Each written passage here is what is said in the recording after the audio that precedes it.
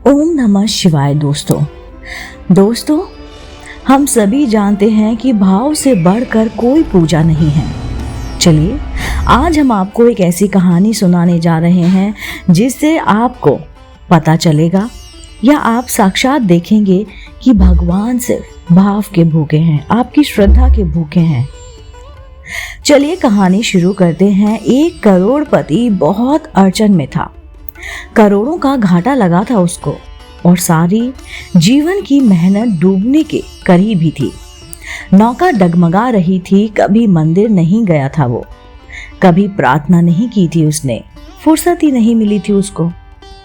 पूजा के लिए उसने पुजारी रख छोड़े थे, कई मंदिर भी बनवाए थे जहां वे उसके नाम से नियमित पूजा किया करते थे। लेकिन आज इस दुख की घड़ी में कांपते हाथों वह मंदिर गया। सुबह जल्दी गया ताकि परमात्मा से पहली मुलाकात उसी की हो, पहली प्रार्थना वही कर सके। कोई दूसरा पहले ही मांग कर परमात्मा का मन खराब ना कर चुका हो। बोने की आदत जो होती है कम वक्त यहाँ भी नहीं छूटी। सुबह सुबह वह मंदिर पहुंचा, लेकिन यह देखकर हैरान हो गया कि गांव का एक भिखारी उससे पहले ही मंदिर में मौजूद था। अंधेरा था, वह भी पीछे खड़ा हो गया कि भिखारी क्या मांग रहा है, देखूं तो सही। धनी आदमी सोचने लगा कि मेरे पास तो मुसीबतें हैं, भिखारी के पास क्या मुसीबत हो सकती है। और भिखारी सोचता है कि मुसीबतें मेरे पास है, धनी आदमी के पास क्या मुसीबत होगी। एक भिखारी की मुसीबत दूसरे भिखारी के लिए बहुत बड़ी न थी। उसने सुना कि भिखारी कह रहा है कि हे परमात्मा, अगर 5 रुपए आज न मिले तो जीवन नष्ट हो जाएगा, आत्महत्या कर लूंगा मैं। पत्नी बीमार है और दवा के लिए 5 रुपए होना बिल्कुल आवश्यक है, मेरा जीवन संकट में है प्रभु। अमीर आदमी ने यह सुना और वह भिखारी बंद ही नहीं हो रहा था, कहे जा रहा था, अपनी प्रार्थना जारी रखा हुआ था। तो उसने झल्लाकर अपने जेब से 5 रुपए निकालकर उस भिखारी को दे दिए और कहा, जा ये ले जा 5 रुपए, तू ले जा और जल्दी से यहाँ से निकल जा। अब वह परमात्मा से मुखातिब हुआ और बोला, प्रभु अब आप ध्यान मेरी तरफ दें, इस भिखारी की तो यही आदत है, दरअसल मुझे 5 करोड़ रुपए की जरूरत है।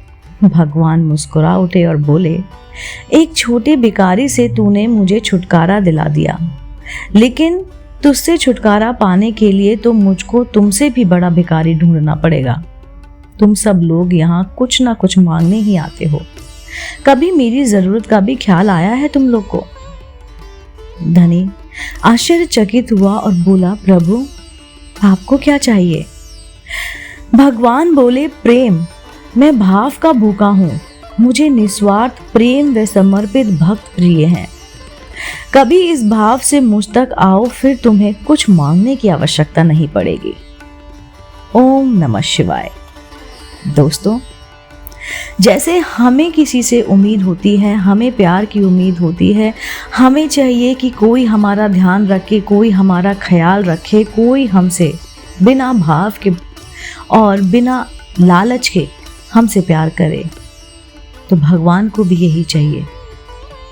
दोस्तों, अगर आपको ये छोटी सी कहानी पसंद आई हो तो आप मेरे चैनल आध्यात्मिक कहानियों को तुरंत से लाइक कर लीजिए, शेयर कर लीजिए और सब्सक्राइब कर लीजिए। मैं आपको मिलती हूँ जल्द ही इसी चैनल पर नई रोचक जानकारी और कहानी के साथ। आप देख रहे थे आपका अपना पसंदीदा YouTube चैनल आध्यात्मिक कहानियाँ।